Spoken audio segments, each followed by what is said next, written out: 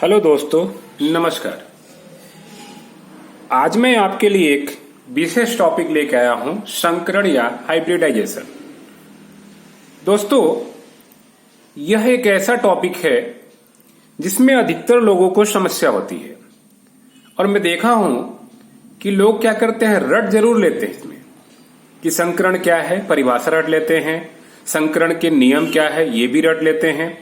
इसके अलावा किस प्रकार संकरण बनता है इसको भी मैक्सिमम लोग रट लेते हैं।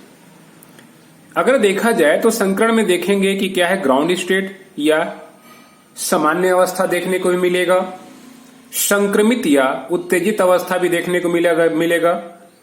अगर हम बच्चों से पूछते हैं कि संक्रमित या उत्तेजित अवस्था क्यों आता है तो इसका भी जवाब देने में लोग क्या है, असमर्थ रहते हैं। नहीं सर ऐसा है तो ऐसा है करके इस प्रकार क्या करते हैं, बच्चे जवाब देते हैं। दोस्तों, संकरण में आपको एक बेहतर तरीके से समझाऊंगा।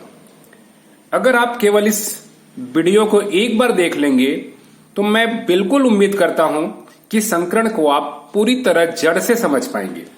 तो मैं बिल्कुल नए तरीके से, बिल्कुल कह सकते हैं बेहतर टेक्निक से आपको संकरण क्या कर सकते हैं पूरी तरह से हम समझाएंगे। सबसे पहले तो आपको यह भी जानना होगा कि संकरण शब्द आया कहां से, आखिर इसकी उत्पत्ति कैसे हुई, तो हम लेके चलेंगे पूरा कैसा डिटेल। देखिए दोस्तों, संकरण में संकर शब्द है, संकर हाइब्रिड। आप लोग पढ़ते होंगे संकर नस्ल, लेकिन ये है क्या जरा समझते हैं। देखिए, अगर परिभाषा देखा जाए तो परिभाषा तो कह देते हैं कि जब लगभग समान ऊर्जा स्तर वाले कक्षक आपस में क्या होकर मिश्रित या संकरित होकर के नए कक्षकों का निर्माण करते हैं तो बना नए कक्षक क्या कहलाता है, संकरित कक्षक कहलाता है। यह प्रक्रिया संकरण कहलाता है। लेकिन वास्तव में संकरण होता क्यों है, क्यों ऐसा आवश्यक पड़ता है, इस पे हम चलेंगे क्या, डिटेल चलेंगे। चलिए दोस्तों, संकरण की परिभाषा को मैं समझाने के लिए एक अलग तरीके से आपको ले चलता हूं।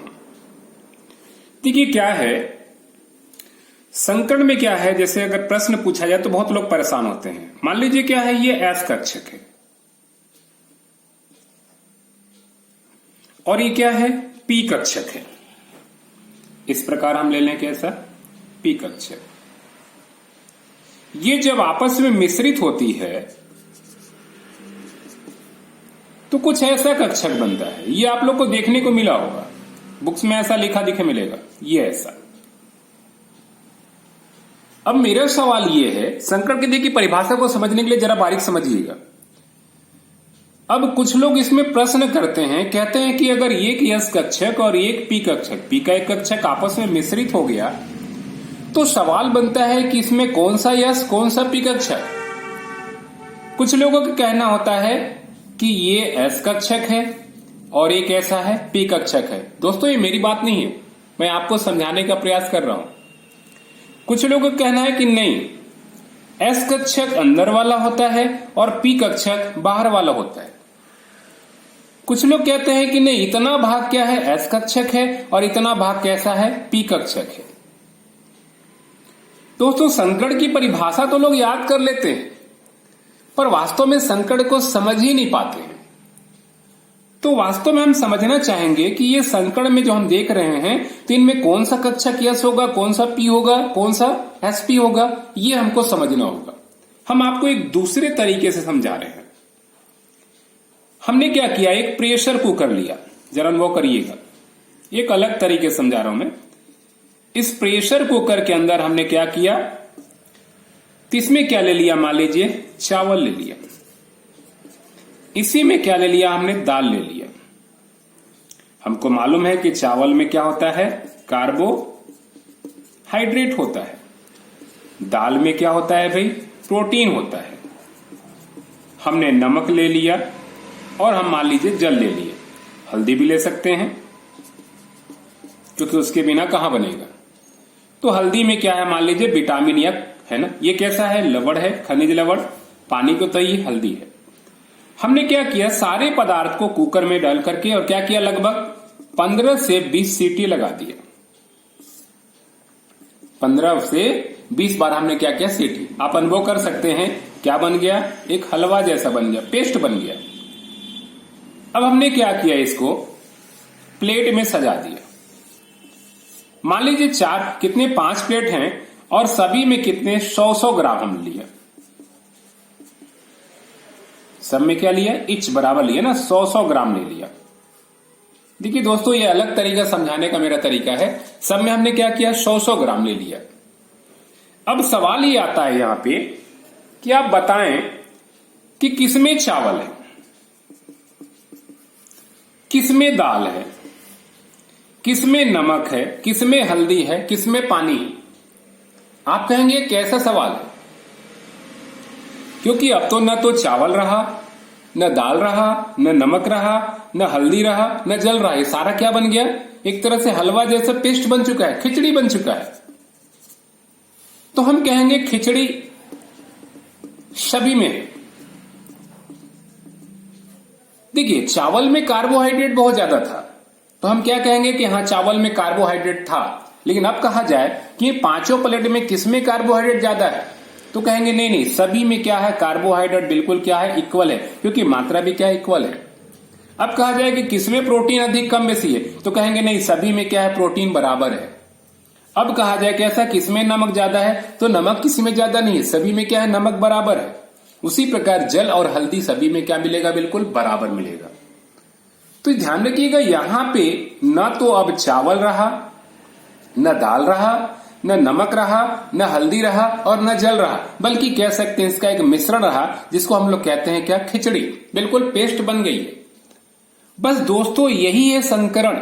और हम लोग क्या करते हैं, इसको खोजते हैं कि इसमें एस क्या है, पी क्या है।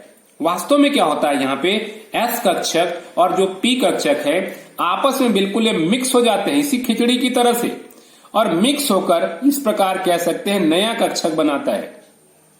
इसलिए ना तो ये एस रहेगा और ना पी रहेगा, ये भी हो जाता है एसपी कक्षक और ये भी हो जाता है एसपी कक्षक। दो यहां एसपी कक्षक आपको दिखाई दे रहा है। दोस्तों, ये जो एसपी कक्षक आपको दिखाई दे रहा है, इन दोनों की अगर ऊर्जा स्तर की बात करें तो इन दोनों की ऊर्जा स्तर आपको बिल्कुल बराबर दिखाई देगा। हमको पता है कि एस की ऊर्जा जो होती है क्या होती है, पी से कम होता है, यानी इसकी ऊर्जा कम होती है, उसकी ऊर्जा क्या होती है, अधिक होती है। यहां दो अलग अलग ऊर्जा स्तर वाला कक्षक भाग लिए, समझ पा रहे होंगे, यहां दो अलग अलग ऊर्जा स्तर वाले कक्षक भाग ले रहे हैं, एस और पी ना, यहां दो अलग अलग ऊर्जा स्तर वाले कक्षक भाग ले रहे हैं। लेकिन आप देखेंगे कि जो दोनों कक्षक बन रहा है, इन दोनों की ऊर्जा स्तर आपस में क्या है, बराबर है। तो यहां दो कक्षक एक तरह से क्या किए, आपस में मिलकर खिचड़ी पका लिए या मिश्रित हो लिए, और मिश्रित होकर कह सकते हैं बिल्कुल दो, देखिए दो भाग लिया और दो एसपी बना, और इन दोनों की ऊर्जा स्तर आपस में क्या है, बिल्कुल समान है, ऊर्जाओं में किसी प्रकार का कोई अंतर नहीं है। यही जो बना एसपी कक्षक ये कहलाएगा संकरित कक्षक, और यही प्रक्रिया कहलाता है क्या, संकरण। यहां क्या दिखाई दिया कि इसकी ऊर्जा कम है, इसकी ऊर्जा क्या है, कुछ अधिक है। दोनों की ऊर्जाओं में लगभग थोड़ा सा अंतर है, एक कम है एक अधिक है, पर जब यहां दोनों कक्षक आपस में बन जा रहे हैं तो इन दोनों कक्षकों की ऊर्जा स्तर आपस में क्या है, बिल्कुल बराबर या समान है। तो हम कहेंगे कि बिल्कुल समान ऊर्जा स्तर वाले कक्षक का निर्माण कर रहे हैं, और यही प्रक्रिया कहलाता है क्या, संकरण। तो दोस्तों, अब समझ में आ गया होगा क्या परिभाषा है। इसलिए कहते हैं जब लगभग समान, लगभग मतलब थोड़ा बहुत अंतर हो सकता है, तो जब लगभग समान ऊर्जा स्तर वाला कक्षक आपस में मिश्रित होकर या संकरित होकर के ऊर्जाओं का पुनर्वितरण कर समान संख्या में और समान ऊर्जा स्तर वाले, देखिए दो कक्षक भाग लिए, दो बना मतलब समान संख्या में और समान ऊर्जा स्तर वाले नए कक्षकों का निर्माण करते हैं, तो यही प्रक्रिया कहलाता है क्या, संकरण। तो दोस्तों, ये क्या है, संकरण की क्या है, परिभाषा है। जरा देखते हैं क्या होगा। ये रहा परिभाषा दोस्तों।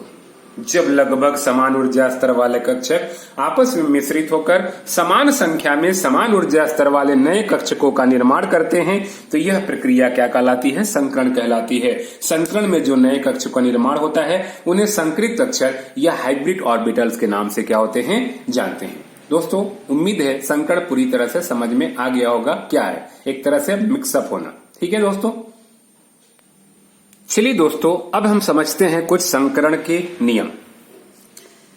कौन कौन से नियम लागू होंगे संकरण में, ये जानना हमको क्या है, बहुत ही आवश्यक है। क्योंकि संकरण के नियम के बिना हम क्या कह सकते हैं, जानकारी प्राप्त नहीं कर सकते हैं। किस प्रकार हम उसको व्यक्त करेंगे, कैसे किसी अणु में संकरण को देखेंगे, उसके लिए हमको नियम जानना जरूरी है।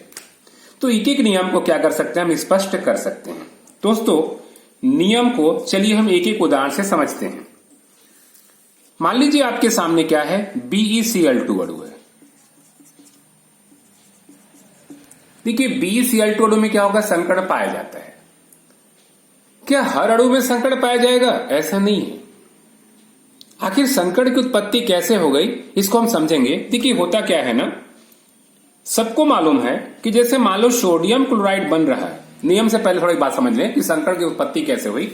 जैसे NaCl, तो हमको मालूम है कि सोडियम क्या करता है, एक इलेक्ट्रॉन क्लोरीन को देता है तो बनता है Na+ और Cl-। और इनके अगर देखा जाए ना कोष में, आपको ऐसा दिखाई देगा। इस प्रकार अगर देखेंगे तो आपको ऐसा दिखाई देगा कि इसका NaCl का स्ट्रक्चर, ये इसका कह सकते हैं क्या, ये दोनों का अष्टक पूर्ण होता है। सबको पता है कि जो रासायनिक बंध बनता है उसमें क्या होता है, अष्टक पूर्ण करने के लिए ही रासायनिक बंध बनाते हैं। जैसे ही परमाणु अपना अष्टक पूर्ण कर लेते हैं, अणु क्या होते हैं, स्थायी हो जाते हैं। अब जरा अगर हम BeCl2 पे विचार करें तो BeCl2 में क्या होगा, बेरिलियम का परमाणु क्रमांक 4 होता है। इसके बाहरी कोष में क्या है, 2 ही इलेक्ट्रॉन होते हैं। और जब क्या करता है, ये क्लोरीन के साथ संयोग करता है तो इसका आपकी स्ट्रक्चर आपको ऐसा दिखाई देगा। कैसा, Be एक इलेक्ट्रॉन क्लोरीन के साथ साझा करता है, दूसरा इलेक्ट्रॉन दूसरे क्लोरीन के साथ साझा करता है। तो यहां अगर देखेंगे आप ना, तो क्लोरीन का तो अष्टक पूरा दिखाई देगा आपको। ये इसका अष्टक पूरा हो गया, ये इसका अष्टक पूरा हो गया। पर आप क्या देखेंगे कि बेरिलियम के बाहरी कोष में क्या होता है, 4 ही इलेक्ट्रॉन रह जाता है। यानी BeCl2 अणु में बेरिलियम का कह सकते हैं अष्टक पूरा नहीं होता है। देखिए जनरली रासायनिक बंध में क्या होता है, अष्टक नियम का पालन करते हैं। पर यहां देखिए BeCl2 अणु हो गया है ना, BCl3 अणु हो गया, CH4 अणु हो गया, ठीक है, PCl5 अणु हो गया, SF6 अणु हो गया, NH3 अणु हो गया। इनमें अगर आप देखेंगे ना तो किसी न किसी परमाणु का आपको अष्टक पूरा होता हुआ दिखाई नहीं देगा। तो वैज्ञानिकों के पास क्या एक चैलेंज आ गया कि जब ये अष्टक पूरा नहीं कर रहे हैं फिर भी ये अणु स्थायी कैसे हैं, अष्टक नियम का पालन नहीं कर रहे हैं। तो याद रखिएगा दोस्तों, इन्हीं अणुओं की व्याख्या करने के लिए जो अष्टक नियम के कह सकते हैं क्या है, अपवाद है, इन्हीं अणुओं की व्याख्या करने के लिए कह सकते हैं क्या, तो एक काल्पनिक अवधारणा का विकास हुआ। किसका विकास हुआ, इस काल्पनिक अवधारणा का विकास हुआ। और इसी काल्पनिक अवधारणा का नाम दे दिया गया कैसा, संकरण। तो वास्तव में क्या है ना, संकरण वास्तव में होता नहीं है, ये वैज्ञानिकों के कह सकते हैं केवल कल्पना किया गया एक व्यवस्था है।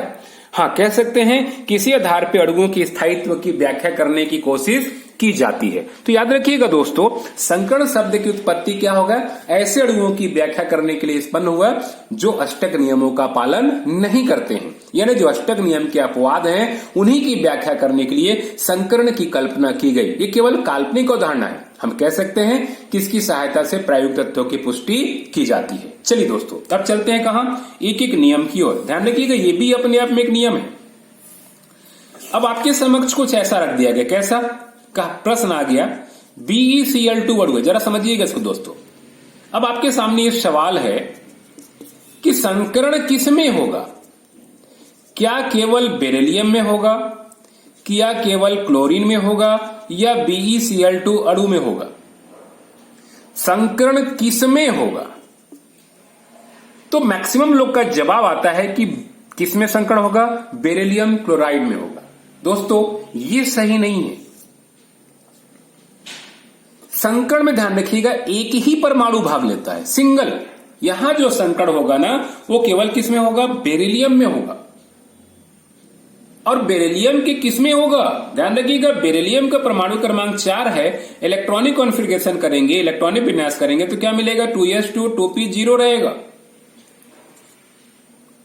अब होगा क्या संकरण में, ध्यान रखिएगा कि यही 2s कक्षक और यहां जो 2p, ध्यान रखिएगा p में 3 कक्षक होते हैं, px py और कैसा pz, px py और pz।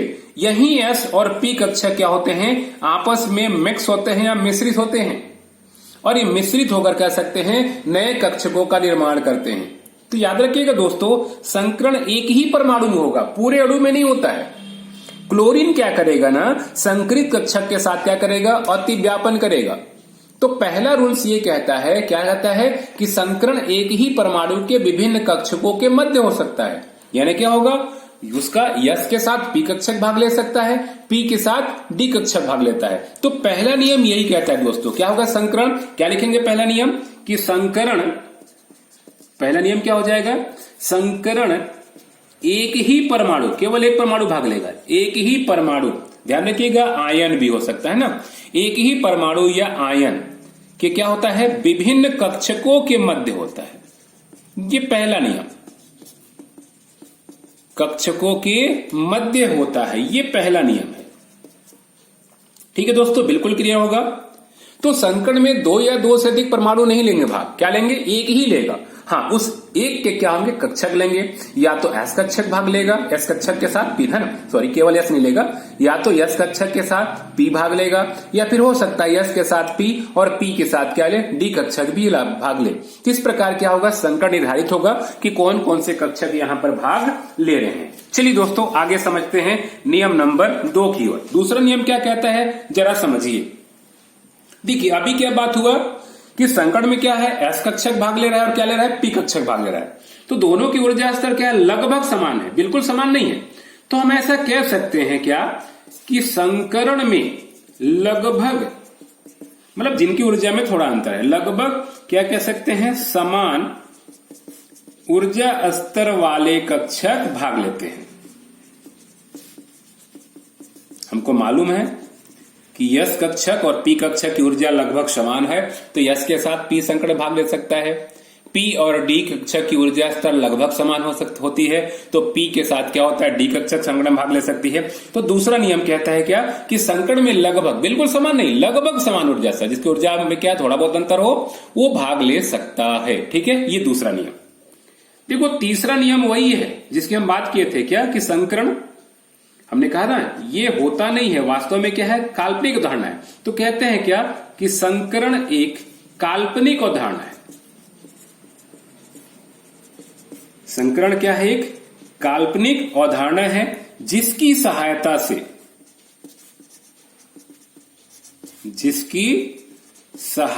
से क्या करते हैं, प्रायोगिक तथ्यों की पुष्टि की जाती है।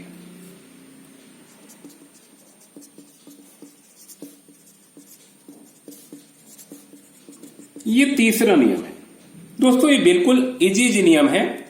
अब जो बता रहा हूं ना चौथा नियम, याद रखिएगा ये वेरी मोस्ट नियम है, सबसे महत्वपूर्ण नियम है। इसी नियम में लोगों को बहुत दिक्कत होता है दोस्तों। अभी नियम बताऊंगा और आगे जब उदाहरण बताऊंगा ना, ठीक है, जैसे NH3H2O का जब संकट बताऊंगा तो आपको बड़ा अजीब लगेगा। आप क्या है, इसी नियम के विरुद्ध चलने लगेंगे कि नहीं ये नियम ऐसा नहीं हो सकता है। मैं आपको चैलेंज कर रहा हूं, ये नियम बिल्कुल बता रहा हूं, याद रखिएगा। ये नियम कितना भी रटेंगे ना, और जब हम क्या करेंगे, अणु की संरचना बनाएंगे, तो आप इस नियम के विरुद्ध खुद खड़े हो जाएंगे। कैसे, जरा देखते हैं। चौथा नियम क्या है, इसको जरा महत्वपूर्ण समझिए। चौथा नियम जो कहता है, वो नियम कहता है क्या कि संकरण में परमाणु कक्षक भाग लेते हैं। याद रखिएगा, कक्षक भाग लेते हैं। यस कक्षक भाग लेगा, पी कक्षक भाग लेगा, ठीक है ना। संकरण में क्या है, परमाणु कक्षक भाग लेते हैं, इलेक्ट्रॉन नहीं, इलेक्ट्रॉन नहीं। अर्थात क्या है, जब केवल कक्षक भाग लेता है तो क्या इलेक्ट्रॉन से कोई संबंध नहीं है। तो इसका मतलब क्या है, अर्थात क्या कह सकते हैं कि संकरण में पूर्ण रूप से भरे कैसा कक्षक, ये मान लो कक्षक है, इसमें 2 इलेक्ट्रॉन भरा है, तो क्या है, पूर्ण रूप से भरे कक्षक। अर्धपूर्ण कक्षक मतलब जिसमें केवल क्या है, 1 इलेक्ट्रॉन है। अथवा रिक्त कक्षक, कहने का मतलब जिसमें एक भी इलेक्ट्रॉन नहीं है। रिक्त कक्षक भी क्या हो सकता है, भाग ले सकता है। ये नियम बहुत महत्वपूर्ण है दोस्तों। आगे कहेंगे कि इसमें 2 इलेक्ट्रॉन है तो कैसे संकट में भाग लेगा, एक इलेक्ट्रॉन वाला भाग लेगा, ये आप खुद बोलोगे। पर याद रखिएगा नियम क्या कहता है कि संकरण में परमाणु कक्षक भाग लेता है, एटॉमिक ऑर्बिटल भाग लेता है, इलेक्ट्रॉन नहीं। इलेक्ट्रॉन से कोई लेना देना नहीं है। उस कक्षक में पूर्ण रूप से भरा इलेक्ट्रॉन है, या 2 इलेक्ट्रॉन है, या सिंगल इलेक्ट्रॉन है, या इलेक्ट्रॉन रहित है, खाली कक्षक है, वो भी संकरण में भाग ले सकता है। जब आगे हम आपको उदाहरण बताएंगे ना, तो ये सारे तीनों क्लियर करेंगे, दिखाएंगे हम कि कहां पूर्ण रूप से भरे कक्षक भाग ले रहे हैं, कहां सिंगल इलेक्ट्रॉन वाले कक्षक भाग ले रहे हैं, और कहां रिक्त कक्षक भाग ले रहे हैं। आपको वहां पे नियम को हम रिवाइज कराएंगे। फिर भी दोस्तों क्या करेंगे, इस नियम को बिल्कुल गांठ बांध लेंगे, क्योंकि संकट में सबसे बड़ी जो समस्या लोगों को आती है यही चौथे नियम में आती है, क्योंकि चौथे नियम के विरुद्ध क्या होंगे, आप खड़े होंगे। चलिए दोस्तों 5वां नियम की ओर चलते हैं। देखिए संकरण का जो प्रकार होता है ना, क्या होता है, भाग लेने वाले कक्षकों पर निर्भर करता है। भाई किस प्रकार निर्धारित करेंगे, जैसा कक्षक भाग लेगा, भाग लेने वाले कक्षकों पर क्या करता है, निर्भर करता है। यदि संकरण में क्या हो जाए, यस का एक कक्षक, यस का तो एक ही होगा ना, यस का एक कक्षक या एक यस कक्षक, तथा अगर क्या हो, पी का तीनों कक्षक भाग ले, पी में 3 होता है ना, P X P Y P Z, P का तीनों कक्षक क्या लेंगे, भाग ले, तो इसे कौन संकरण कहेंगे, तो हम इसे कहते हैं क्या, sp3 संकरण कहते हैं। यह है 5वां नियम, ये समझ में आ गया होगा। तो अगर एक यस एक पी ले, पी का 1 ले, तो क्या कहेंगे हम, sp संकरण कहेंगे। एक यस पी का 2 भाग ले, तो क्या कहेंगे हम, sp2 संकरण कहेंगे। एक यस और पी का 3 कक्षक भाग ले, तो इसे हम क्या कहेंगे, sp3 संकरण कहेंगे। इसी प्रकार अगर यस का 1 पी का तीनों और डी का 1 लेगा, तो क्या होगा, sp3d संकरण कहेंगे। तो संकरण का प्रभार क्या होता है, प्रकार कह सकते हैं, भाग लेने वाला क्या होता है, कक्षकों पर निर्भर करता है। चलिए दोस्तों अगले नियम की ओर चलते हैं। 6वां नियम कहता है दोस्तों इसी प्रकार पे कि संकरण के प्रकार से अणु की ज्यामितीय संरचना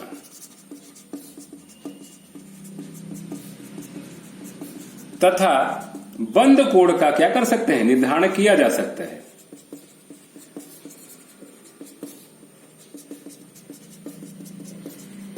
इसका मतलब क्या है दोस्तों, जरा समझिए। देखिए होता क्या है ना, अगर संकरण sp है, याद रखिएगा, तो जनरली ऐसे अणु की संरचना कैसा होगा, रेखीय होगा, और बंद कोण कितना होगा, 180 डिग्री होगा। अगर संकरण ध्यान रखिएगा sp2 है दोस्तों, तो इसकी जो ज्यामितीय संरचना होगा वो कैसा होगा, त्रिकोणीय समतलीय होगा, त्रिकोणीय और कैसा होगा, समतलीय होगा।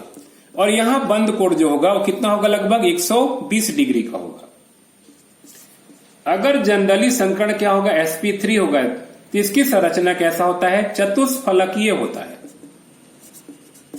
और बंद कोण कितना होता है, 109 डिग्री 28 कला। देखिए दोस्तों कुछ अपवाद हो सकते हैं, वो अपवाद हमको अगले 7वें नियम में मिल सकता है। तो अगर हमको मालूम है ना किसी अणु के कैसा sp संकरण है किसी अणु में, तो हम कहेंगे आंख मूंद के कह सकते हैं उसकी संरचना क्या होगा, रेखीय होगा, और बंद कोण कितना होगा, 180 डिग्री होगा। यानी अगर हमको संकरण का प्रकार पता हो तो हम क्या कर सकते हैं, अणु की ज्यामितीय संरचना कैसा है ये बता सकते हैं, और वहां बंद कोण क्या है ये बता सकते हैं। ठीक है, जरा आप एक एग्जाम्पल और समझते हैं। 7वां नियम समझने से पहले जरा समझिए। देखिए दोस्तों मैं इधर दिखा रहा हूं, जैसे CH4 NH3 और बात करें क्या, H2O।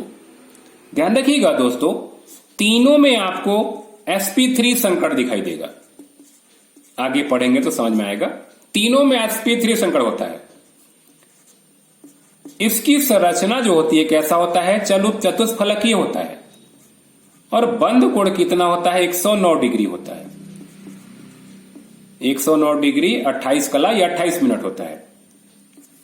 NH3 की संरचना जो होती है वो क्या होती है, पिरामिडीय होती है, और बंद कोण होता है केवल 160 डिग्री।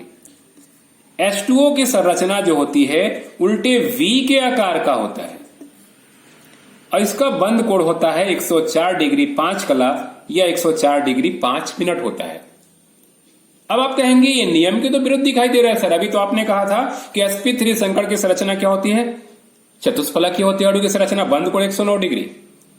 पर दोस्तों कुछ विशेष कारणों से ऐसा भी हो सकता है कि एक ही प्रकार का संकड़ होते हुए भी अलग अलग अणुओं की ज्यामितीय संरचना और बंद कोण अलग अलग हो सकती है। एक कुछ विशेष अणुओं में लागू होता है।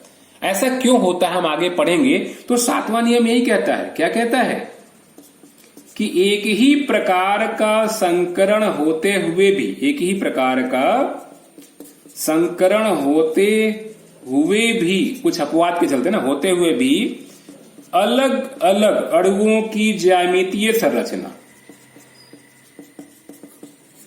अलग अलग अणुओं की ज्यामितीय संरचना तथा बंध कोण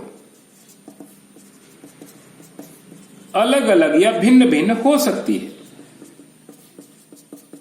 जैसा कि आपके सामने क्या है, दाएं साइड रखा गया है, तीनों में sp3 संकड़ है, तीनों की संरचना चतुष्फलकीय होना चाहिए था, बंद कोण 109 डिग्री 28 काला होना चाहिए था, लेकिन यहां CH4 की संरचना चतुष्फलकीय है, बंद कोण 109 डिग्री 28 काला 28 मिनट है। NH3 की संरचना कैसा है, तो पिरामिडीय है, बंद कोण कितना 160 डिग्री है। H2O की संरचना कैसा, उल्टे V के आकार का होता है और बंद कोण कितना होता है 104 डिग्री 5 कला होता है। ऐसा क्यों होता है हम कहेंगे दोस्तों, आगे पढ़ेंगे। तो ये कुछ कह सकते हैं अति महत्वपूर्ण क्या था, संकरण का नियम था। दोस्तों अगर ये नियम आपके दिमाग में आ गया होगा तो अब हम क्या कर सकते हैं, चल सकते हैं किधर, कि संकरण वास्तव में कितने प्रकार के होते हैं और किस प्रकार अणुओं की व्याख्या हम कर सकते हैं। तो चलिए दोस्तों देखते हैं कि संकरण कितने प्रकार के हो सकते हैं। हम आपको उदाहरण से क्या करेंगे, इसके प्रकार को हम लेके चलेंगे। तो पहला जो संकरण होगा याद रखिएगा वो कैसा होगा, sp संकरण होगा। इसके अंतर्गत मेन उदाहरण पढ़ते हैं हम लोग कौन सा, BeCl2 अणु पढ़ते हैं। दूसरा एग्जाम्पल क्या होगा ध्यान रखिएगा दोस्तों, तो दूसरा हम लोग पढ़ेंगे sp2 संकरण, sp2 हाइब्रिडाइजेशन। इसका एक बहुत अच्छा एग्जाम्पल क्या है, BeCl3 अणु देखने को मिलेगा। तीसरा जो हमको संकरण मिलेगा वो क्या मिलेगा, sp3 संकरण मिलेगा। और इसका एग्जाम्पल क्या है मेन, CH4।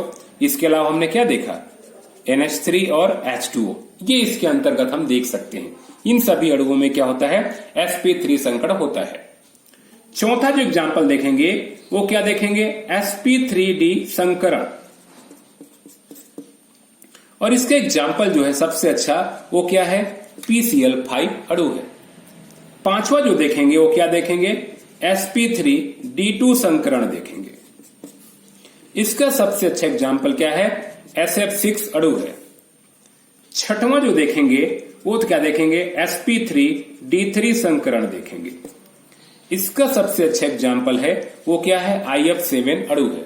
और एक एग्जाम्पल और देखेंगे वो कौन सा है, DsP2 संकरण है। याद रखिएगा दोस्तों ये संकरण जनरली क्या होता है, उप सहसंयोजी यौगिकों में पाया जाता है। इसका एग्जाम्पल ले सकते हैं क्या, टेट्रासाइनोनिक्लेट, ऐसा लिख सकते हैं, NiCN4, ऊपर कैसा यहां पे 2 आयन। ये जनरली ध्यान रखिएगा DsP2 संकरण जो होता है ना वो उप सहसंयोजी यौगिकों में पाया जाता है। किसमें, तो उप सहसंयोजी यौगिकों में देखने को मिलता है। तो हम चलेंगे कहां, एक एक एग्जाम्पल। तो ये ध्यान रखिएगा कुछ खास अणुओं की कह सकते हैं संकरण है ना, इनमें जो खास है उन अणुओं को लेके चले हैं। संकरण क्या है आपको बहुत सारे देखने को मिलेगा, आयनों में देखने को मिलेगा। हम एक आध एग्जाम्पल से आपको संकरण समझाने का प्रयास करते हैं। आप वहां बिल्कुल समझेंगे क्यों इसको सामान्य अवस्था कहते हैं, क्यों इसमें संकृत उत्तेजित अवस्था आता है, किन परिस्थितियों में इलेक्ट्रॉन मूव करता है, ये आपको समझाएंगे दोस्तों अगले पॉइंट में। चलिए दोस्तों पहला एग्जाम्पल देखते हैं किसका, हम sp संकरण का। अब हम समझने का प्रयास करेंगे कि sp संकरण है क्या। उदाहरण क्या देख चुके थे हम, तो इसका उदाहरण था मेन क्या, BeCl2 अणु। अब अगर देखा जाए तो sp संकरण की परिभाषा क्या हो जाएगा, सीधी सी बात है, जब संकरण में क्या होगा, किसी परमाणु का एक s कक्षक और p का एक कक्षक भाग लेता है, तब इसे हम क्या कहते हैं, sp संकरण कहते हैं। ये आपके सामने कह सकते हैं इसकी परिभाषा है।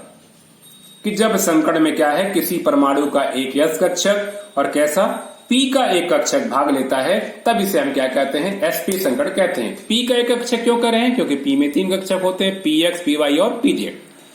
अब हम किस तरह से अणु में डिटेल संरचना बताएंगे, इसको हम लोग जरा समझते हैं। चलिए दोस्तों, उदाहरण लेके चलते हैं और किस तरह से हम परीक्षाओं में लिखेंगे या किस तरह से हम इसका नोट्स बनाएंगे, इसको जरा बारीकी से हम लोग समझते हैं।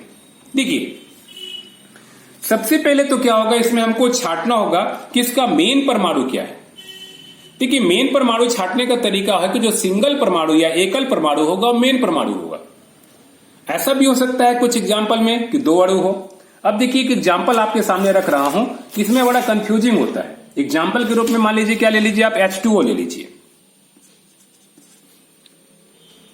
शुरू में देखिए हाइड्रोजन है, जनरली कुछ कहते नहीं शुरू वाला मेन परमाणु, शुरू से मतलब नहीं है। देखिए यहां पे सिंगल परमाणु ऑक्सीजन है, एक तरह से ऑक्सीजन ज्यादा बंध बनाएगा, तो मेन परमाणु इसमें क्या होगा, ऑक्सीजन होगा। लेफ्ट है कि राइट है, इससे कोई लेना देना नहीं है। जो मैक्सिमम बंध बनाएगा, जो सभी को जोड़ेगा, जो सिंगल परमाणु होगा, वही इसका मुख्य परमाणु होता है। तो संकड़ में सबसे पहले छांटना होगा। तो उदाहरण के रूप में हम क्या लेके चल रहे हैं, लेके चल रहे हैं हम BeCl2 अणु। तो इसका मुख्य परमाणु क्या होगा, तो सबसे पहले हम ऐसे स्टार्ट करेंगे, क्या लिखेंगे कि BeCl2 अणु का मुख्य परमाणु क्या है, बेरिलियम है, जिसका परमाणु क्रमांक कितना होता है, 4 होता है। इस प्रकार हम नोट्स बना सकते हैं या परीक्षाओं में लिख सकते हैं। अब क्या करेंगे, बेरिलियम का हम इलेक्ट्रॉनिक कॉन्फ़िगरेशन, इलेक्ट्रॉनिक विन्यास करेंगे। तो क्या मिलेगा, 1s2 2s2। इसी को डब्बे के रूप में बनाएंगे तो कुछ ऐसा लिखेंगे, ये 1s में कितने, 2 इलेक्ट्रॉन। अब 2s में भी क्या, 2 इलेक्ट्रॉन। इसको जनरली कहते हैं कि ये सामान्य अवस्था है या कहते हैं ग्राउंड स्टेट है। अब लोगों के पास ये सवाल आता है कि इसको आखिर सामान्य अवस्था क्यों कहते हैं, क्या रीजन है कि हम इसको सामान्य अवस्था कह रहे हैं। देखिए दोस्तों, हम सबको पता है क्यों कह रहे हैं, जरा समझिए।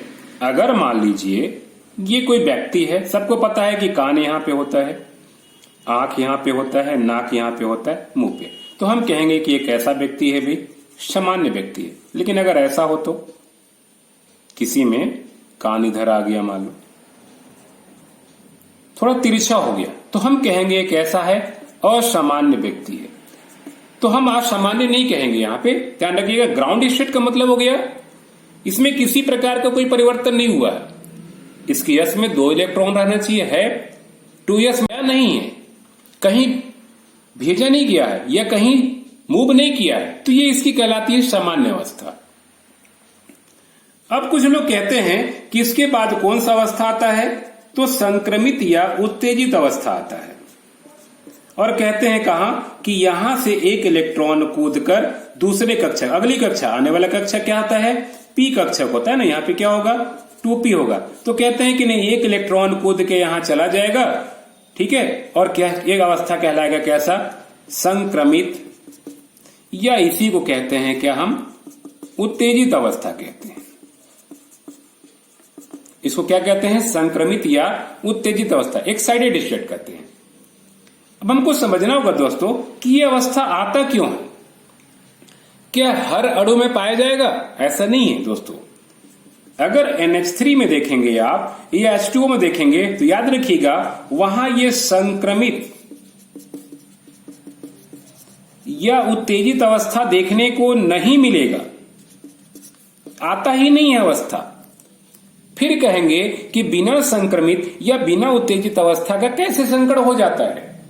तो प्रश्न तो हमको यही समझना है कि वास्तव में ये संक्रमित या उत्तेजित अवस्था क्यों आता है। अगर ये बात समझ गए तो समझ लीजिए आपकी संकट की टॉपिक पूरी तरह से क्या हो गया, क्लियर हो गया। दोस्तों जरा समझिए, सिर्फ एक रफली पॉइंट को याद रख लीजिए दोस्तों। अगर ये पॉइंट आपको समझ में आ गया तो आप समझ पाएंगे कि उत्तेजित अवस्था आएगा कि नहीं आएगा। जरा समझिए, देखिए अगर BeCl2 अणु में देखेंगे ना तो सहायक परमाणु कौन सा है, सहायक परमाणु, तो सहायक परमाणु यहां पे क्लोरीन है। मेन परमाणु क्या है, बेरिलियम है, सहायक परमाणु क्लोरीन है। कितनी संख्या है? 2। अब अगर देखा जाए तो यहां देखते हैं कैसा मुख्य परमाणु में अयुग्मित इलेक्ट्रॉनों की संख्या, अयुग्मित इलेक्ट्रॉन, बेरिलियम में अयुग्मित इलेक्ट्रॉन की संख्या 0 होगा, जबकि सहायक परमाणुओं की संख्या क्या है? 2 है, यानी 0 नॉट इक्वल टू 2 है। अगर किसी अणु में मुख्य परमाणु और सहायक परमाणु, मुख्य परमाणु में अयुग्मित इलेक्ट्रॉन की संख्या और सहायक परमाणुओं की संख्या बराबर नहीं है दोस्तों, तो ध्यान रखिएगा ये अवस्था आएगा, संक्रमित अवस्था आएगा। लेकिन अगर किसी में मुख्य परमाणु में अयुग्मित इलेक्ट्रॉन की संख्या अगर 3 हो और सहायक परमाणुओं की संख्या भी अगर 3 हो, तो उसमें क्या होगा? ये संक्रमित या उत्तेजित अवस्था क्या होगा? नहीं आएगा। जैसे NH3 में अगर देखेंगे तो नाइट्रोजन में क्या होंगे? 3 अयुग्मित इलेक्ट्रॉन पहले से ही होता है और हाइड्रोजन की संख्या भी यहां क्या है? 3 पहले से ही है। इसमें क्या है? संक्रमित या उत्तेजित अवस्था नहीं आएगा, ठीक है, क्योंकि दोनों बराबर है। अब यहां जरा विचार करिए, मुझे लगता है कि थोड़ा समझने में दिक्कत हो रहा होगा, लेकिन यहां एग्जांपल समझिए। देखिए, इसमें अयुग्मित इलेक्ट्रॉन एक भी नहीं है, इसमें सहायक परमाणुओं की संख्या कितनी है? 2 है। होता क्या है ना कि जो सिंगल इलेक्ट्रॉन होता है वो सहायक परमाणु के साथ अतिव्यापन करता है, और आपको मालूम है कि अतिव्यापन के लिए कक्षकों में सिंगल इलेक्ट्रॉन का होना आवश्यक है। तो ध्यान रखिएगा, इसमें सिंगल इलेक्ट्रॉन नहीं है, इसमें सारे जोड़े में है। जब तक इसके पास सिंगल इलेक्ट्रॉन नहीं होगा ना, तब तक वो क्लोरीन के साथ अतिव्यापन नहीं कर पाएगा। आपको सिर्फ दिमाग में ये बैठाना है कि सहायक परमाणुओं की संख्या के बराबर अयुग्मित इलेक्ट्रॉन मेन परमाणु में होना चाहिए। जैसे यहां सहायक परमाणु की संख्या 2 है, तो 2 यहां सिंगल या अयुग्मित इलेक्ट्रॉन होना चाहिए। अगर एक इलेक्ट्रॉन यहां चला जाता है इस प्रकार, तो अब क्या देखेंगे कि यहां पे सिंगल इलेक्ट्रॉन 2 हो गए या अयुग्मित इलेक्ट्रॉन 2 हो गए, और सहायक परमाणु भी कितनी है? 2 है। अब क्या होगा? ये दोनों इलेक्ट्रॉन सरलता से क्लोरीन के 2 परमाणुओं के साथ अतिव्यापन कर सकता है। तो आपके दिमाग में सिर्फ ये बैठाना है कि सहायक परमाणुओं की संख्या के बराबर अयुग्मित इलेक्ट्रॉन प्राप्त करने के लिए ही संक्रमित या उत्तेजित अवस्था आता है। ये अगर दिमाग में आप पॉइंट रख लिए दोस्तों, तो फिर आपको संकड़ में दिक्कत नहीं होगा। मैं जरा इस एग्जाम्पल समझाता हूं, जरा इसको समझिए।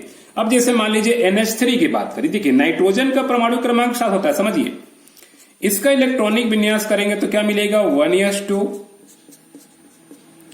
2s2 और 2p क्या है? ध्यान रखिएगा दोस्तों, 3 होता है ना। अब जरा अनुभव करिए, अगर ये सामान्य अवस्था में है तो सामान्य अवस्था में ही क्या है? इसके 3 अयुग्मित इलेक्ट्रॉन है और सहायक परमाणु की संख्या क्या है? 3 है। यहां ध्यान रखिएगा, अगली स्टेप में अवस्था में जो संक्रमित है या जो उत्तेजित अवस्था है दोस्तों, ये नहीं आएगा, ये कंफर्म है, क्योंकि सहायक परमाणुओं की संख्या के बराबर क्या है? या अयुग्मित इलेक्ट्रॉन उपस्थित है। तो अगर सहायक परमाणुओं की संख्या के बराबर अगर सिंगल इलेक्ट्रॉन या अयुग्मित इलेक्ट्रॉन उपस्थित है, तो आप समझ लीजिए कि इसमें संक्रमित या उत्तेजित अवस्था नहीं आएगा। दोस्तों, अगर ये पॉइंट समझ में आ गया होगा तो संकट आपके लिए कोई भी कठिनाई नहीं रखता है, ठीक है। तो कुल मिलाकर आपके दिमाग में क्या रखना है कि सहायक परमाणुओं के बराबर अयुग्मित इलेक्ट्रॉन या सिंगल इलेक्ट्रॉन प्राप्त करने के लिए संक्रमित या उत्तेजित अवस्था आता है, आ चुका है। अब सहायक परमाणु भी 2 है, सिंगल इलेक्ट्रॉन भी 2 है। अब सीधे कौन सा अवस्था आएगा इसमें? तो संकरित अवस्था आएगा। कौन सी अवस्था आएगा? संकरित अवस्था। 1s2 संकट में क्या होगा? केवल बाह्य कक्षक ही, बाह्य कक्षक कौन है? 2s और 2p, ये इसका एक इलेक्ट्रॉन वाला, और ये इसका जो 2p है इसमें भी क्या है? एक इलेक्ट्रॉन वाला, ठीक है ना। ये 2p, ये 2s, यही दोनों आपस में क्या होंगे? यहाँ पे मिश्रित होंगे और करेंगे कौन सा संकरण? sp संकरण। ये कहलाएगा यहाँ कौन सा अवस्था? तो संकरित अवस्था। तो तीसरी जो है, ध्यान रखिएगा, ये संकरित अवस्था है। इसी को दोस्तों क्या करना होगा? हमको शब्दों में लिखना होगा। कैसे लिखना होगा? मैं नोट्स के हिसाब से बता रहा हूं दोस्तों। इसी को शब्दों में लिखेंगे क्या कि अब बेरिलियम का कैसा? एक 2s कक्षक तथा कैसा? 2p का, देखिए 3 कक्षक है, 1 2 3, 2p का एक कक्षक आपस में क्या होकर मिश्रित होकर, कितने कक्षक मिश्रित हुए, एक और एक, दो। संकट का नियम क्या कहता है, संकट का नियम ये कहता है, देखिए दोस्तों एक नियम बताना मैं भूल गया, संकट में जितने कक्षक भाग लेते हैं ना उतने ही नए कक्षकों का निर्माण होता है, ये भी एक नियम के अंतर्गत है, वो बताना भूल गया मैं, इसको आप लोग देख सकते हैं, ठीक है ना। तो क्या होगा, आपस में मिश्रित होकर दो भाग ले रहे हैं तो क्या होंगे, दो नए sp संकरित कक्षक का क्या करते हैं, निर्माण करते हैं। अब हमने जो शब्दों में लिखा ना उसी को हम डायग्राम के रूप में दिखाएंगे। देखिए करा बेरिलियम का एक 2s कक्षक, तो चित्र में दिखा देंगे हम ऐसा, ये बेरिलियम का कौन सा कक्षक भाई, 2s कक्षक, कितना इलेक्ट्रॉन भाग ले रहा है, एक, इसमें सिंगल है ना। और इसी प्रकार 2p का भाग लेगा कैसा, एक, तो लिख लेंगे कैसा, बेरिलियम के कैसा 2p का एक कक्षक, इसमें भी कितने इलेक्ट्रॉन, ये क्या होंगे आपस में यहाँ पे संकरित होंगे। देखिए जो ऊपर लिख रहे हैं वही काम कर रहे हैं कि बेरिलियम का एक 2s कक्षक तथा 2p का एक कक्षक आपस में मिश्रित होकर या संकरित होकर क्या बनाएंगे, नया कक्षक बनाएंगे। ये ऐसा बनेगा, ये जब बैलून बनते हैं तो जैसे पूंछ होता है बस वही संरचना होगा, दोनों तरफ क्या होगा, एक इलेक्ट्रॉन इधर, दोनों की साइज बराबर होती है दोस्तों ने, बड़ा बन गया छोटा उसको अन्यथा नहीं लेंगे, ये दोनों बराबर होंगे। अब ये जो कहलाएगा ना वो क्या कहलाएगा, बेरिलियम का sp संकरित कक्षक कहलाएगा। देखिए दोस्तों यहां पे संकरण क्या हो गया, समाप्त हुआ। कहेंगे अभी अणु कहां बना, देखिए अणु बनाने के लिए संकरण की नहीं, अब अतिव्यापन की आवश्यकता होगी। संकरण की प्रक्रिया यहीं तक हुआ, संकरण मतलब दो कक्षक आपस में या दो से अधिक कक्षक आपस में क्या हो, मिश्रित होना। मिश्रित होने की प्रक्रिया ही तो संकरण है, यानी संकरण की प्रक्रिया कंप्लीट हो चुकी। अब क्या होगा, अतिव्यापन करेगा, कौन करेगा, सहायक परमाणु। तब सीधे हम लेके चलते हैं सहायक परमाणु किसको, क्लोरीन। क्लोरीन का परमाणु क्रमांक कितना है, 17 है। इलेक्ट्रॉनिक विन्यास करेंगे तो क्या मिलेगा, 1s2 2s2 2p6 3s2 और क्या मिलेगा 3p5। 17 होता है ना, 2 2 4 6 10 2 12 5 17। अब अगर 3p की संरचना देखेंगे तो आपको ऐसा देखने को मिलेगा, एक इलेक्ट्रॉन, दो इलेक्ट्रॉन, तीन इलेक्ट्रॉन, 4 और 5, ये है सिंगल इलेक्ट्रॉन वाला कक्षक। और याद रखिएगा यही सिंगल इलेक्ट्रॉन वाला कक्षक क्या करेगा, अतिव्यापन करेगा, ठीक है। तो इसी को क्या करेंगे हम लोग लेके आगे चलेंगे, ठीक है। देखिए समझते हैं, देखिए यही बेरिलियम का sp संकरित कक्षक क्या करेगा, दो क्लोरीन। तो इसी को अब शब्दों में लिखेंगे, क्या लिखेंगे हम कि अब बेरिलियम का sp संकरित कक्षक, ठीक है, दो क्लोरीन परमाणु, दो क्लोरीन परमाणुओं है ना के साथ क्या करके अति व्यापन कर क्या करता है, BeCl2 अणु बनाता है। तो हम डायरेक्ट यहां दिखाएंगे BeCl2 अणु को। अब BeCl2 अणु में ध्यान रखिएगा वही चल रहा है हमको, ये वाला, ये स्ट्रक्चर लेके चलना है, ये वाला। अब यहां 4 नहीं दिखाएंगे, देखिए ये 1s में पहले से ही 2 था, 2s में एक सिंगल इलेक्ट्रॉन था और 2p में भी एक सिंगल इलेक्ट्रॉन था। देखिए क्लोरीन का 2 इलेक्ट्रॉन जो दिख रहा था ना आपको 2p में, ये यहां पे क्या करेगा, इस प्रकार अतिव्यापन करेंगे। हम डैश करके दिखाएंगे सर, ये कहलाता है अतिव्यापन अवस्था। अतिव्यापन कर रहा है तो ये क्या कहलाएगा, अतिव्यापन अवस्था। अब ये डैडेस का मतलब इलेक्ट्रॉन टूटा नहीं है दोस्तों, ये पहचान है। ये डैडेस का मतलब इलेक्ट्रॉन किसका हो गया, क्लोरीन का हो गया। ये डैडेस का मतलब किसका इलेक्ट्रॉन हुआ, तो ये क्लोरीन का इलेक्ट्रॉन हुआ, यानी क्लोरीन का इलेक्ट्रॉन यहां क्या कर रहा है, भाग लेके चल रहा है। तो आगे हम समझेंगे क्या होगा। तो ये अतिव्यापन हो गया। अब देखिए दोस्तों क्या है ना, हमने जो यहां शब्दों में लिखा है कि अब बेरिलियम का sp संकरित कक्षक, अब इसको चित्र के माध्यम से हम दिखाएंगे कैसा होता है। तो कह रहा है बेरिलियम का sp संकरित कक्षक, तो हम बना लेंगे यहां पे बेरिलियम का sp संकरित कक्षक। ये छोटा बड़ा बन जा रहा है, सिंगल इलेक्ट्रॉन सिंगल इलेक्ट्रॉन, ये कहलाएगा क्या, बेरिलियम का sp संकरित कक्षक। करे 2 क्लोरीन परमाणु, तो क्लोरीन का ध्यान रखिए, क्या क्लोरीन का हमने क्या कहा था, कौन सा कक्षा भाग लेगा, 3p। 3p में क्या दिख रहा होगा, 2 2 4। मैं फिर से बना दे रहा हूं यहां पे समझने के लिए, है ना, ऊपर चला जा रहा है, ये है 3p इसका।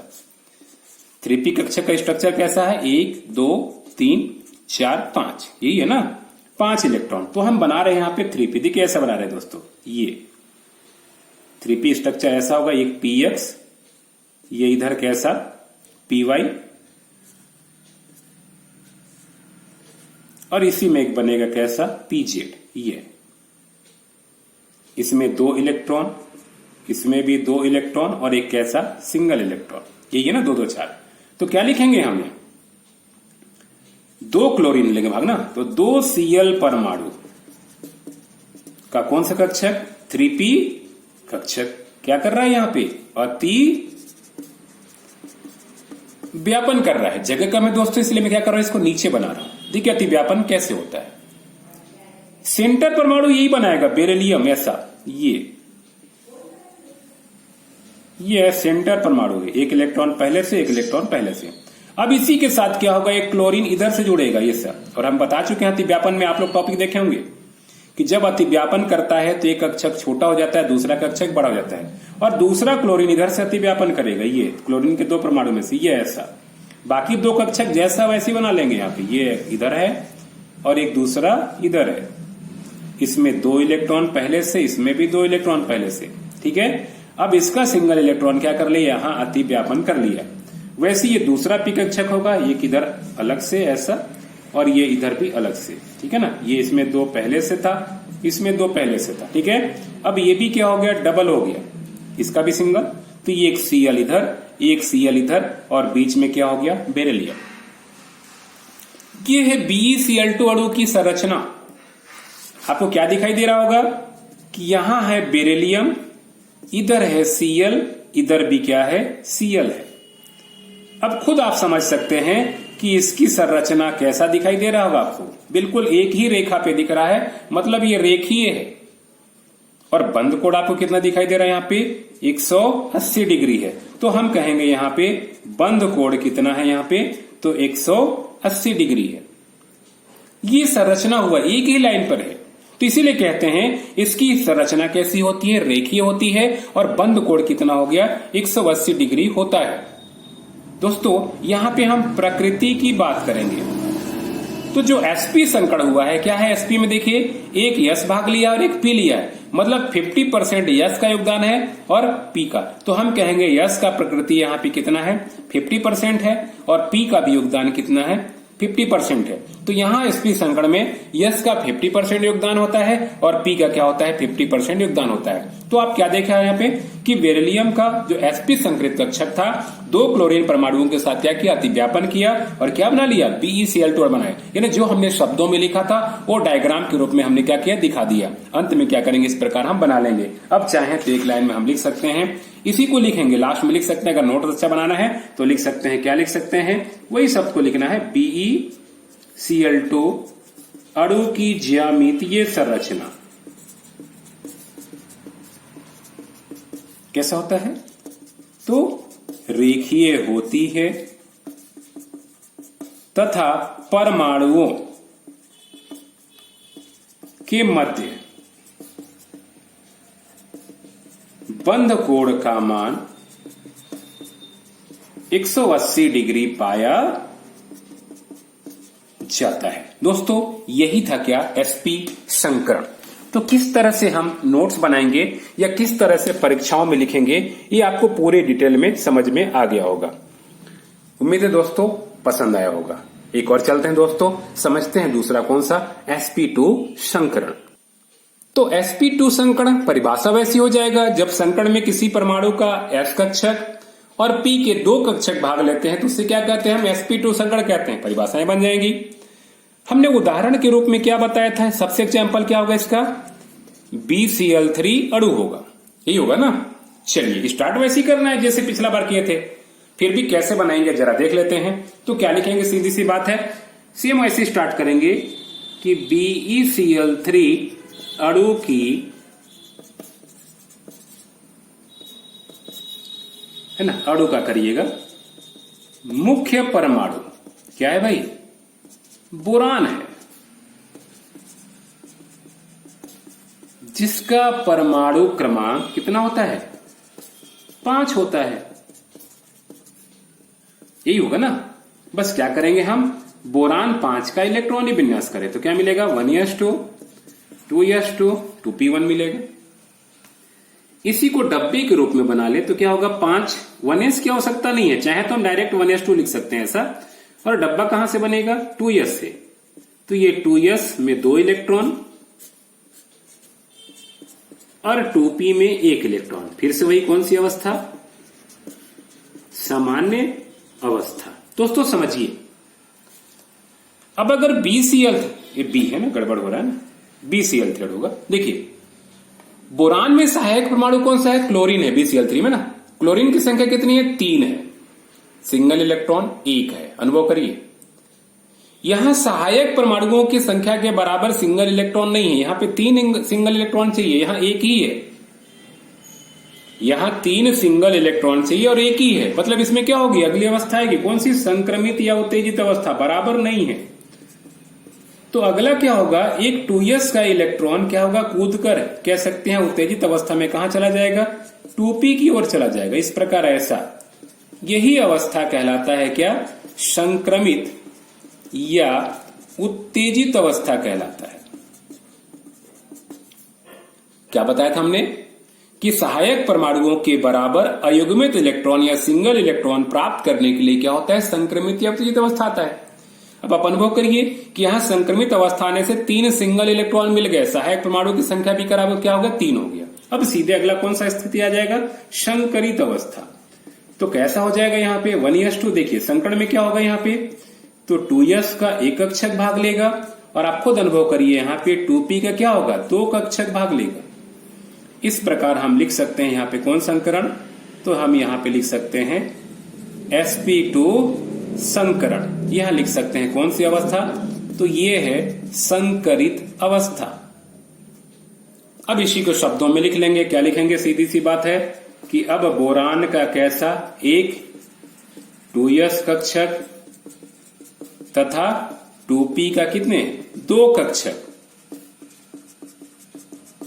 आपस में क्या होकर मिश्रित या संकरित होकर, कितने कक्षक मिश्रित हो रहे हैं, 1 2 3। तो क्या लिखेंगे, 3 नए sp2 संकरित कक्षक का क्या करते हैं, निर्माण करते हैं। दोस्तों जो लिखा है हम क्या करेंगे, उसको चित्र के माध्यम से हम प्रदर्शित करेंगे। तो चलते हैं इसके चित्र की ओर। कह रहा है क्या, बोरान का एक 2s कक्षक, तो हम बना लेंगे यहां पे कैसा, बोरान का 2s कक्षक। अनुभव करो, 1 इलेक्ट्रॉन है तो 1। अब कह रहा है 2p के 2 भाग लेंगे यहां पे, तो 1 इधर से बना दिया हमने, 1 ऊपर से बना दिया ऐसा। सिंगल इलेक्ट्रॉन, सिंगल दोनों में है, क्या करेगा यहां पे, तो संकरण करेगा। तो कैसा बनता है ध्यान रखिएगा, तो यहां कक्षक ऐसा बनता है, ये एक ऊपर यानी पंखे की 3 डायने जैसा, ये तीनों की कह सकते हैं पिछला भाग ये हल्का हल्का बंधा दिखाई देगा। 3 युग्मित इलेक्ट्रॉन क्या होंगे, तीनों जगह होंगे। ये कहलाएगा कैसा, sp2 संकरित कक्षक। ये भी कहलाएगा sp2 और ये भी कैसा, sp2 कक्षक। हम क्या लिखेंगे यहां पे, क्या है ये, बोरान का sp2 संकरित कक्षक। यहां पे कह सकते हैं संकरण क्या हो गया, कंप्लीट हो गया। अब क्या होगा, ये अति व्यापन करेगा किसके साथ, सहायक परमाणु। सहायक परमाणु क्या है, यहां भी वही क्लोरीन है, यहां भी क्या है, वही क्लोरीन है। तो यहां क्लोरीन के साथ क्या करेगा, अति व्यापन करेगा। तो क्लोरीन ही लेकर चलेंगे, Cl परमाणु क्रमांक 17, इलेक्ट्रॉनिक विन्यास करेंगे तो 1s2 2s2 2p6 3s2 3p5 है ना। तो क्या लिखेंगे, अब इसी को लिखना है, बोरान का कौन सा, तो sp2 एक है ना, संकरित कक्षक, 3 क्लोरीन परमाणु। तो क्या लिखेंगे हम, 3 क्लोरीन परमाणुओं के साथ क्या करके, अति व्यापन कर क्या बनाता है, BCl3 अणु बनाता है। तो हम दिखा देंगे यहां पे कैसा, BCl3 अणु। 1s में कोई लेना देना नहीं था। 2s में हमने क्या देखा था, एक इलेक्ट्रॉन था, और 2p में हमने क्या देखा था, 2 इलेक्ट्रॉन था। सहायक परमाणु क्या करेगा, अतिव्यापन, तो यहां भी दिखाएंगे डैडेस करके। ये पहचान के लिए, टूटा इलेक्ट्रॉन नहीं है ना, तो ये पहचान के लिए। ये कौन सी अवस्था होगा, अति व्यापन अवस्था। अब क्या होगा, यही जो लिखे हैं क्या करेंगे, इसको हम चित्र के माध्यम से हम बनाएंगे। कैसे बनेगा, तो जरा हम चित्र के माध्यम से देखते हैं। कह रहा है क्या, बोरान का sp2 संकरित कक्षक। तो हम पहले बना लेंगे चित्र के रूप में कैसा, बोरान का sp2 संकरित कक्षक। ये इस प्रकार हम बना ले रहे हैं। यहां पे ये तीनों में सिंगल सिंगल इलेक्ट्रॉन, क्या है ये, बोरान का sp2 संकरित कक्षक। यहां भी वही 2p रहेगा ना, क्लोरीन का 2p रहेगा, 3,5 सेम स्थिति रहेगा। तो वही क्लोरीन का 3 वाला बना देंगे, 2 और 1 वाला। ये इस प्रकार जैसे पिछला में था BCl2 में, वैसे यहां पे ये इसमें 2, इसमें 2, इसमें 1, क्या कर देंगे यहां पे, अति व्यापन। जगह कम है राइट साइड, तो हम नीचे बना रहे हैं। अब देखिए चित्र कैसा बनेगा, समझिए। तो बीच में क्या रहेगा, बोरान रहेगा। यहां लिख सकते हैं ना, 3 Cl परमाणु का कौन सा कक्षक है, ये 3p कक्षक है। अब इसी को हम यहां पे चित्र बना ले। बीच में क्या होगा यहां पे, तो बीच में जो होगा यहां पे बोरान होगा। इस प्रकार ये हमको मालूम है तीनों में क्या है, सिंगल सिंगल इलेक्ट्रॉन है। अब क्या होगा, तीनों तरफ से 3 क्लोरीन इस प्रकार जुड़ जाएगा। एक क्लोरीन ऊपर से इस प्रकार जुड़ेगा, अतिव्यापन करेगा तो बहुत छोटा है ना। अगर किसी को दिक्कत डाउट होगा तो अतिव्यापन का मेरे टॉपिक को देख लीजिएगा, वहां क्लियर होगा। ये किधर और ये दूसरा इधर। इसमें पहले से क्या है, 2 था, इसका एक क्या करेगा, अतिव्यापन कर लेगा। यहां भी इस प्रकार, इसमें भी क्या होगा, वही 2 जैसा का है वैसे ही रख देंगे यहां पे इस प्रकार। 2 इलेक्ट्रॉन, इस दोनों का एक इलेक्ट्रॉन अब अतिव्यापन कर लेगा। और तीसरा क्या होगा, इधर से जुड़ जाएगा, ये ऐसा 3 क्लोरीन तीनों तरफ से जुड़ जाएंगे ऐसा। ये हो गया। बाकी ये जैसा था वैसे एक इधर से और एक मान लो इधर से। इसमें भी क्या, 2। अब ये भी क्या हो गया, अतिव्यापन। ये बीच में बोरान हो गया, इधर Cl, इधर Cl, इधर भी Cl। ये कक्षक कौन सा, लिख सकते हैं sp2। देखिए दोस्तों, ये सिग्मा बंध बनता है ना, ये आपको जानकारी होगा, हमने नहीं लिखा है, समझिए। तो संरचना कैसा बना, ऐसा बना, बीच में B है, एक ऊपर Cl मिला, एक इधर Cl मिला, एक इधर Cl मिला। हमने क्या किया, ऐसा कर सकते हैं। ये तीनों एक ही तल पे होता है। तो कैसा संरचना मिला यहां पे, तो संरचना मिला यहां पे कैसा, त्रिकोणीय, 3 कोण वाला, और एक ही तल पर है, तो हम क्या लिखेंगे, त्रिकोणीय समतलीय। अब बंद कोण आप खुद अनुभव करो दोस्तों, कितना है, पंखे कितनी डायना है, ये हो जाएगा कितना, 120 डिग्री। तो बंद कोण कितना होगा, 120 डिग्री होगी। देखिए दोस्तों, यहां कौन संकरण है, sp2 है, एक S है और 2p है। ये 100% तीनों होगा। तीनों को 3 भाग में बांटेंगे तो क्या होगा, 33.33, ये दोनों मिलाकर क्या होगा, 66.66 या 67 हो जाएगा।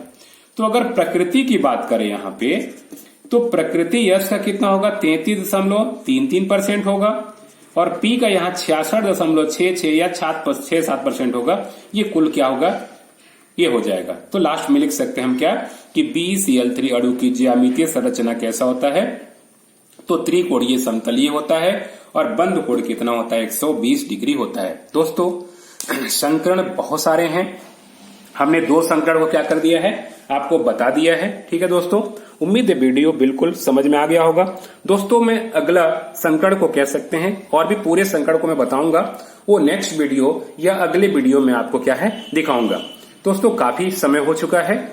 नेक्स्ट वीडियो जो भी sp3, sp3d जो भी संकरण बचे हुए हैं, वो नेक्स्ट वीडियो का इंतजार करेंगे। हम उसी में क्या करेंगे, इसको आपको दिखाएंगे। दोस्तों, उम्मीद है वीडियो संकरण का जो है ये काफी पसंद आया होगा, और दोस्तों ये आपके लिए कह सकते हैं एक नई तरह या यूनिक वीडियो होगा। अगर वीडियो पसंद आएगा दोस्तों तो लाइक और शेयर जरूर करेंगे दोस्तों, और जो लोग भी अभी तक सब्सक्राइब नहीं किए हैं प्लीज सब्सक्राइब जरूर करेंगे दोस्तों।